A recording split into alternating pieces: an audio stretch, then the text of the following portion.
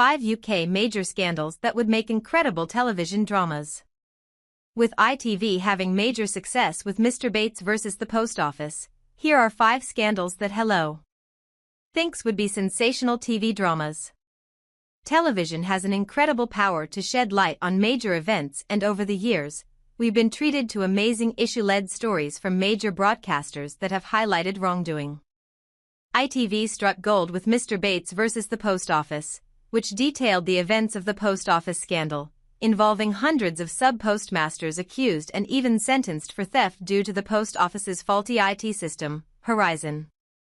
The show brought a renewed interest in the scandal, and led to former Post Office CEO Paula Venables losing her CBE, and subsequent legislation that quashed convictions between 1996 and 2018. ITV will also soon be broadcasting The Hack, a 7-part series detailing the phone hacking scandal which led to the closure of the News of the World. The phone hacking scandal saw journalists from the publication hacking the phones of major public figures, including allegedly the royal family, in an attempt to gain stories. One particularly egregious instance was when it was revealed that murdered schoolgirl Millie Dowler had her phone hacked. ITV certainly doesn't have a monopoly on dramas. The BBC aired the trial of Christine Keeler, which dealt with the Profumo affair. The incident, which happened in the 1960s, saw the married Secretary of State for War, John Profumo, embark on an affair with 19-year-old model Christine Keeler. The exposure of the affair led to Profumo's resignation and is thought to have contributed to the Conservative Party's defeat in a general election the following year. Meanwhile, Channel 4 has produced Partygate, which was part comedy drama and part docudrama, which examined the Partygate scandal when parties were held in No. 10 Downing Street during the stringent COVID-19 lockdowns. Hello, STV writer, Abby Allen, said, "The overwhelming success of Mr. Bates vs. the Post Office highlights just how powerful television can be when it shines a light on real-life scandals and true crime. These shows not only keep viewers hooked, but they can also lead to tangible, real-world consequences." Here are 5 scandals that we think would make perfect show. Infected blood scandal. In one of the biggest scandals in British history, tens of thousands of people were infected with diseases like hepatitis C and HIV during the 1970s and 1990s as a result of receiving blood transfusions from people with these illnesses. The blood had been imported from the United States, where at the time, there was a policy of paid donations, with blood coming from prisoners and drug addicts. It's been estimated that 30,000 people received the contaminated blood, and it has so far led to an estimated 3,000 deaths. A 1986 study found that 76% of people who received commercial clotting factor products were infected with HIV as a result. A government inquiry was set up in 2017 by then Prime Minister Theresa May, with the final report being delivered last year. The report did not hold back in its findings and described the contaminated blood scandal as the worst treatment disaster in the history of the NHS. A compensation scheme has also been set up promising victims of the scandal up to £210,000. The scandal hasn't yet received dramatization, although ITV has confirmed that they intend to air a series titled The British Blood Scandal, Poisoned at School.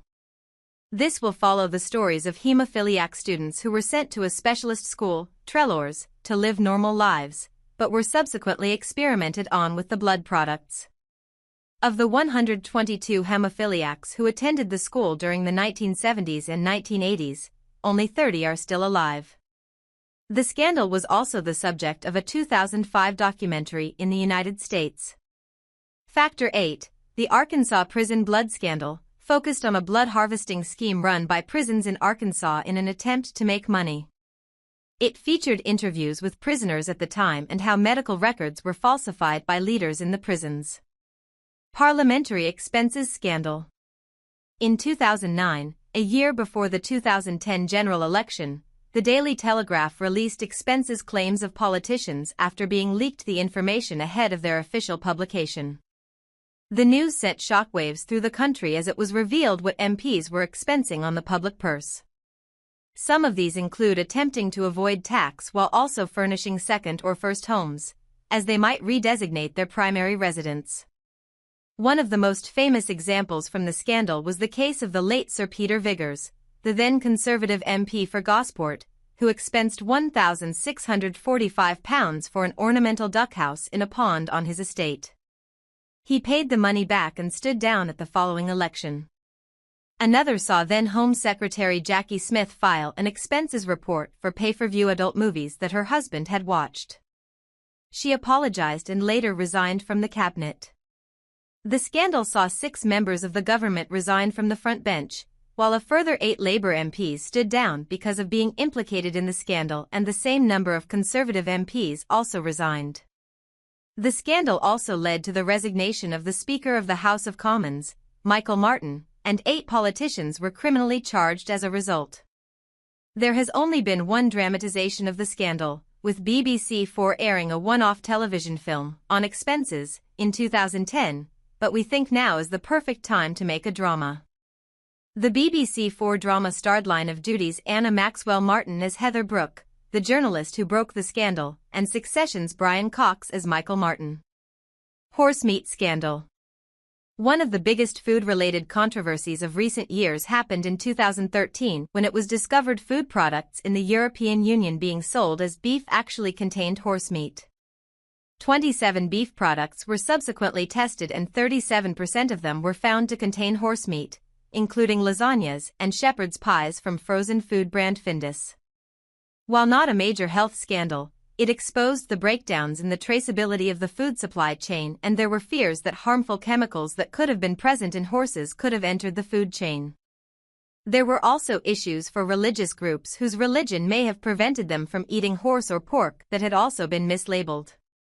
While other dramatizations on this list might focus more on the human cost of scandals, it might be interesting to follow one from a law enforcement perspective as they trace the products. Several factories were closed as a result of the scandal, and there was even a seizure of meat products in December 2013. A documentary on the scandal was produced by Sky, simply titled The Great Horsemeat Scandal.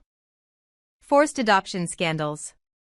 Between the 1950s and 1970s, babies were often taken from their mothers and put up for adoption. The practice targeted single or teenage women, who would be coerced, shamed, and sometimes even drugged so that they would give up their babies to social workers, religious institutions, and hospitals. The reasoning for taking away the children was often flimsy, with unmarried mothers being deemed as unsuitable parents, no matter the circumstances.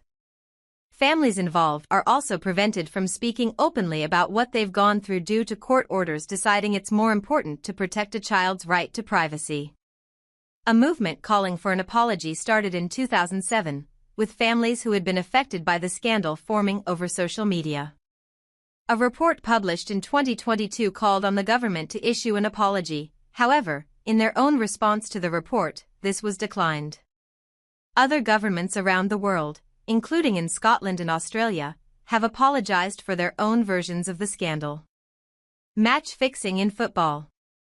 Sports enthuse people up and down the country, so any match-related scandals prove devastating for fans.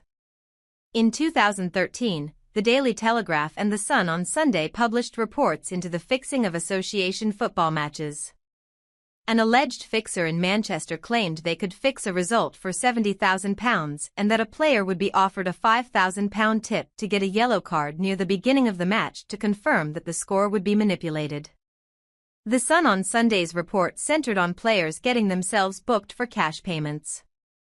On November 26, 2013, 2 businessmen, Krishna Ganeshan and Chan Sankaran, and footballer Michael Boateng were jailed for conspiracy to commit bribery. The match was due to be played between AFC Wimbledon and Dagenham and Redbridge. The National Crime Agency highlighted that there may be further instances in the sport.